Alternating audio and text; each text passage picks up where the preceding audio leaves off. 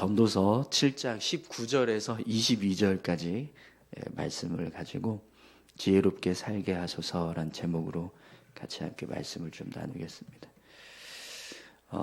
오늘 이제 말씀도 우리가 삶을 살아갈 때 이제 하나님을 경외하는 자로 이제 어떻게 살아가는가, 어떻게 살아가는 것이 지혜로운 삶인가, 그걸 설명해 주고 있는데요. 오늘 말씀을 통해서 또 우리가 어떤 모습으로 삶을 살 때 하나님을 경외하는 자로 또 지혜롭게 삶을 살아갈 수 있는지 같이 함께 좀 보겠습니다. 19절에 보시면 우리 19절 말씀 다시 한번 볼까요? 지혜가 지혜자를 성읍 가운데 있는 10명의 권력자들보다 더 능력 있게 하느니라. 아멘. 지금 저희가 전도서 말씀을 보고 있는데 전도자가 계속해서 지혜는 결국 헛되다 이렇게 말씀했었거든요. 우리가 이 세상에서 아무리 지혜롭게 살아도 결국에는 이 세상에 속한 지혜는, 이 세상에서 사는 지혜는 헛되다 이렇게 계속해서 전도자가 말씀했습니다. 그런데 사실 그렇다고 해서 지혜가 헛된 것, 아무 가치가 없는 것은 아니에요. 그러니까 우리가 삶을 살아갈 때 이 땅에서 나름대로 지혜를 가지고 살면 유익이 있습니다. 그러니까 전도자가 말하는 지혜는 하나님 없이 이 땅에서 그냥 지혜롭게 사는 모습, 그걸 의미합니다. 그러니까 아무리 이 땅에서 지혜가 있어도 하나님 없이 사는 지혜는 헛된 어떤 지혜가 될 수 있을 겁니다. 그러나 우리가 이 땅에서 하나님 의지하면서 지혜를 가지고 삶을 살아간다면 분명 그 지혜는 우리의 삶에 유익이 될 줄 믿습니다. 그래서 오늘 본문의 전도자가 지혜가 지혜자를 성읍 가운데 있는 10명의 권력자들보다 더 능력 있게 하느니라 이렇게 말씀하고 있습니다. 지혜로운 한 사람이 10명의 힘 있는 사람보다 더 강하다, 이런 뜻이거든요. 우리가 지혜를 가지고 살면 10사람보다 더 낫다는 겁니다. 10명의 권력자들보다 더 힘있게 능력있게 삶을 살아갈 수 있다는 거죠. 그렇기 때문에 분명 우리가 이 땅에서 지혜롭게 삶을 살아가는 것은 우리에게 유익이 되는 줄 믿습니다. 그런데 문제는 이 지혜도 사실 내가 지혜로워야겠다, 이래서 그냥 지혜가 생기는 게 아닙니다. 지혜 자체도 사실은 하나님께서 우리에게 주시는 거예요. 야고보서 1장 5절에 보면 이렇게 말씀합니다. 너희 중에 누구든지 지혜가 부족하거든 모든 사람에게 후히 주시고 꾸짖지 아니하시는 하나님께 구하라. 그리하면 주시리라. 아멘. 하나님께서 우리에게 지혜를 주신다라고 말씀합니다. 그래서 야고보는 하나님을 향해서 지혜를 구하라 이렇게 말씀하고 있습니다. 또 잠언 2장 6절에도 보면 이렇게 말씀합니다. 대저 여호와는 지혜를 주시며 지식과 명철을 그 입에서 내심이며. 아멘. 여러분 10명의 힘이 있는 사람보다 더 강력하게 하는 것이 지혜인 줄 믿습니다. 그런데 그 지혜는 분명 하나님께서 주십니다. 그렇기 때문에 우리가 이 땅에서 삶을 살아갈 때 진짜 지혜로움은요, 하나님을 의지하면서 사는 것인 줄 믿습니다. 하나님으로부터 지혜가 오니까 그 하나님을 붙잡고 삶을 살아갈 때 진짜 지혜롭게 사는 거죠. 오늘 저와 여러분들이 지혜롭게 사실 수 있기를 축원합니다. 그래서 우리 한 사람이 10명의 권력자보다 더 힘있고 능력 있게 사는 그런 복된 삶을 사실 수 있기를 소망합니다. 그런데 그렇게 살려면 우리가 더 하나님 붙잡고 하나님께 지혜를 구하고 그렇게 하나님을 의지해서 삶을 살아야 될 줄로 믿습니다. 또 여러분, 우리가 어떻게 삶을 살아야 하는가, 전도자가 20절에 이런 말씀을 하는데요. 선을 행하고 전혀 죄를 범하지 아니하는 의인은 세상에 없기 때문이로다. 아멘. 전도자는요, 이 세상에는 완벽한 의인은 없다. 이렇게 말씀합니다. 선을 행하고 전혀 죄를 범하지 아니하는 의인은 세상에 없다. 이 말씀은 이 세상에는 정말 의로운 자, 정말 선한 사람은 없다라는 거예요. 아무리 선하다라고 이야기해도 결국에는 보면 어느 정도는 죄를 범하고 있거나 아니면 선하지 않은 삶을 살고 있다라는 거죠. 그럼 여러분, 왜 이 세상에는 이렇게 완벽한 의를 행할 수 있는 의인은 없을까요? 그 이유는 분명합니다. 우리 인간은 타락한 본성을 가지고 있기 때문입니다. 아담으로부터 시작한 그 죄가 계속해서 우리 안에 심겨져 있기 때문에 그 죄의 본성을 가지고 삶을 살아가면 아무리 의롭게 살아도 결국에는 죄된 모습으로 살 수밖에 없습니다.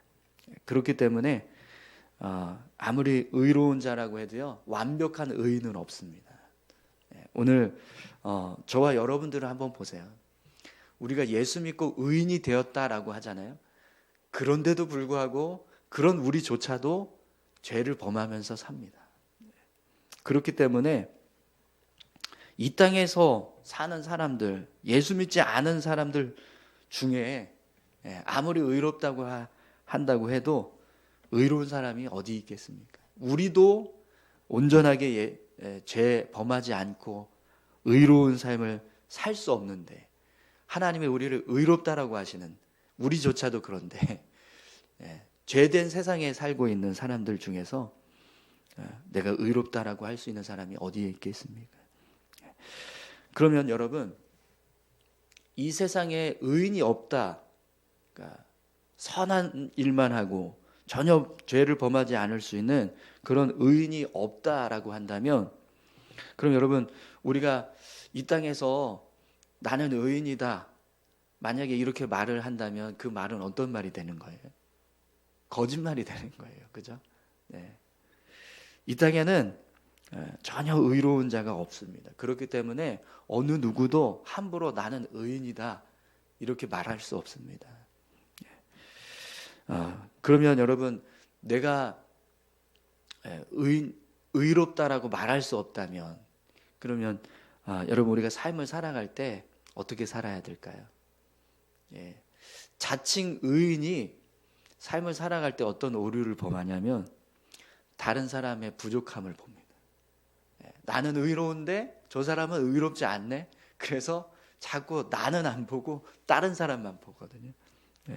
그래서 다른 사람의 어떤 부족함을 정죄하고 하는 그런 이제 교만함에 빠지게 되는 거죠. 근데 여러분, 어느 누구도 진짜 의로운 사람이 될 수 없다라고 한다면 우리는요, 늘 겸손히 나 자신을 돌아보면서 삶을 살아야 될 줄로 믿습니다. 우리가 누군가 다른 사람의 어떤 부족함을 지적하고 또 정죄할 수 있는 권한은 사실 우리에게 없습니다. 하나님께 있죠. 그리고 우리는 그런 자격도 안 돼요. 마태복음 7장에서 예수님이 우리에게 이렇게 말씀하십니다. 내 눈 속에 들보가 있는데 어찌하여 형제에게 말하기를 나로 내 눈 속에 있는 티를 빼게 하라 하겠느냐. 외식하는 자여, 먼저 내 눈 속에서 들보를 빼어라. 그 후에야 밝히 보고 형제의 눈 속에서 티를 빼리라. 이렇게 우리에게 말씀합니다. 그러니까 함부로 다른 사람 비판하지 말고 정죄하지 말라라는 거죠. 나조차도 사실은 누군가 정죄할 수 있는 그런 자격이 없는데 우리가 어떻게 다른 사람을 정죄할 수 있겠느냐라는 거예요. 그러니까 이 세상에는 온전히 정말 선만 행하고 전혀 범죄하지 않을 수 있는 그런 의인은 한 사람도 없어요. 그렇기 때문에 결국에는 이 말씀은 다 죄인이라는 거예요. 다 의롭지 못한 사람이라는 겁니다. 그러면 다 의롭지 못한데 그 속에서 막 그래도 조금 내가 의롭다고 다른 사람 막 정죄하고 비난하고 그러면 얼마나 그 모습이 더 악하게 보이겠습니까? 그죠? 오늘 저와 여러분들이 삶을 살아가실 때 의인은 없다. 그걸 기억하시고 스스로 의롭다라고 여겨서 막 교만해지지 마시고요. 겸손히 사시기 바랍니다. 그리고 남을 함부로 정죄하거나 비판하지 말고 나 자신부터 돌아보면서 사실 수 있기를 축원합니다. 마지막으로 여러분, 전도자가 우리가 어떤 모습으로 삶을 살아야 하는가, 이 말씀은 우리가 지금 이 시대를 살아갈 때 참 필요한 말씀인 것 같아요. 21절, 22절 말씀입니다. 한번 보시죠. 또한 사람들이 하는 모든 말에 내 마음을 두지 말라. 그리하면 내 종이 너를 저주하는 것을 듣지 아니하리라.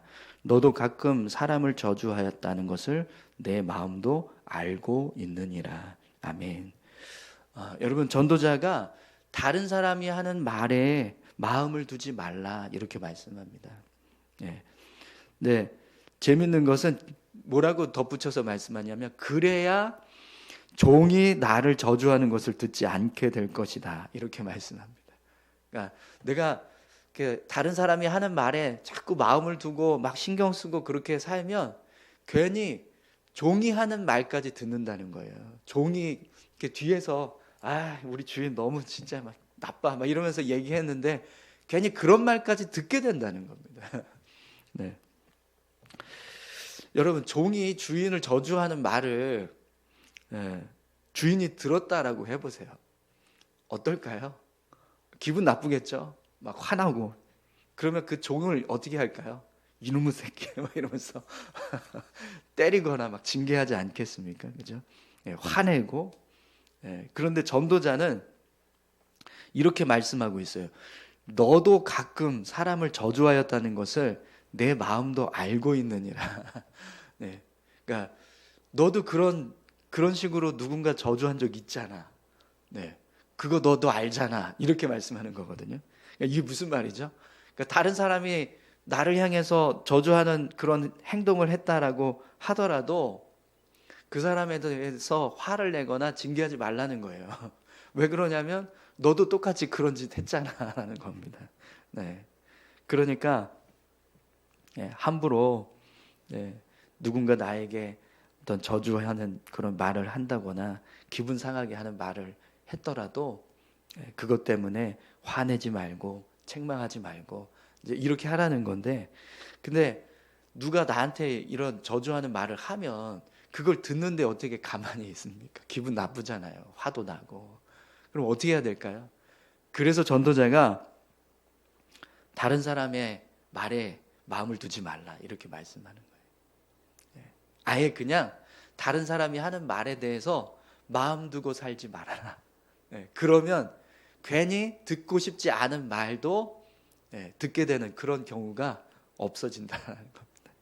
근데 여러분, 참 우리 인간이 악한 게요, 내가 할 때는 상관없는데 남이 할 때는 기분 나빠요. 그래서 이제 내로남불이라는 말도 생기는데, 나는 괜찮은데 내가 하는 건 괜찮은데 다른 사람이 하는 건 나한테 이렇게 산다는 거죠. 그래서 여러분, 우리가 정말 이렇게 이제 악한 모습이잖아요. 결국에는 내로남불도 나도 마찬가지인데 다른 사람이 할 때만 화내고 다른 사람이 할 때만 나쁘다고 하고 이거 다 똑같은 모습이거든요.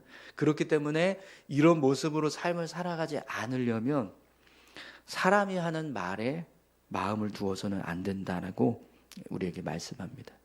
그러면 여러분, 우리는 어디에 마음을 두고 살아야 될까요? 하나님의 말씀인 줄 믿습니다. 하나님의 말씀을 의지해서 삶을 살아갈 때 우리가 진짜 참된 평안과 기쁨을 얻으면서 삶을 살아가게 될 줄 믿습니다. 사람이 나를 향해서 뭐라고 평가하는가, 사실 우리에게는 그것이 그렇게 중요하지는 않습니다. 왜 그러냐면 진짜 우리에게 중요한 건 하나님이 나를 어떻게 평가하시느냐거든요.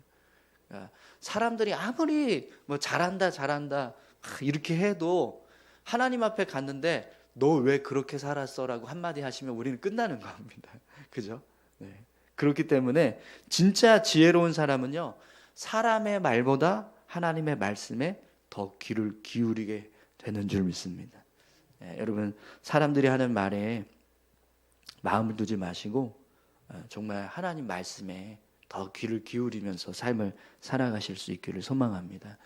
근데 지금 우리 사는 이 시대에는요, 진짜 이 말씀이 필요합니다. 왜 그러냐면 점점 세상이 악해져 가잖아요.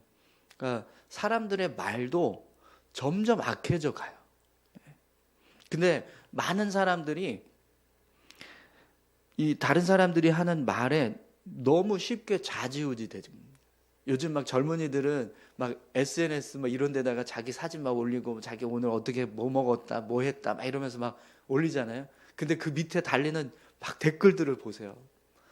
좋겠다 뭐 이렇게 잘했다 뭐 이런 사람도 있지만 너만 잘났냐 뭐 너만 잘하냐 막 이러면서 막 마음을 후비고 막 괴롭게 하고 마음 상하게 하고 막 이런 댓글 다는 것들이 너무 많거든요. 근데 그것 때문에 막 생명이 왔다 갔다 해요. 연예인들 중에서 자기 비판하는 댓글 보고 그냥 자살하는 경우도 생기고 이런 일들이 요즘 비일비재하게 일어납니다. 그러니까 세대가 악하니까 사람들의 말이요 더 악해져요. 그렇기 때문에 우리는 더더욱 사람들의 말에 마음을 두지 말고 하나님의 말씀에 마음을 두면서 살아야 될 줄로 믿습니다. 사람의 말에 마음을 두면 괜히 듣지 말아야 할 말까지 듣게 됩니다. 듣고 싶지 않은 말까지 듣게 돼요. 그래서 종이 저주하는 말까지 듣게 된다라고 전도자가 말씀합니다. 오늘 저와 여러분들이 사람의 말에 귀를 기울이기보다 하나님의 말씀에 귀를 기울이면서 사실 수 있기를 소망합니다. 히브리서 4장 12절 말씀에 하나님의 말씀은 살아있고 활력이 있어 자위의 날선 어떤 검보다도 예리하여 혼과 연과 영과 및 관절과 골수를 찔러 쪼개기까지 하며 또 마음의 생각과 뜻을 감찰하시나니 이렇게 말씀하고 있습니다. 여러분, 진짜 우리에게 생명을 주고 능력을 주고 우리를 제대로 판단하실 수 있는 말씀은 하나님의 말씀인 줄 믿습니다. 그 말씀 붙잡고 살아가실 때 우리의 삶에 더 유익이 될 줄 믿습니다. 우리 같이 함께 기도하실까요? 오늘 전도자가 지혜가 결국에는 이 땅에서 잘 살 수 있는 힘과 능력이 된다. 그런데 그 지혜는 하나님이 주시는 줄 믿습니다.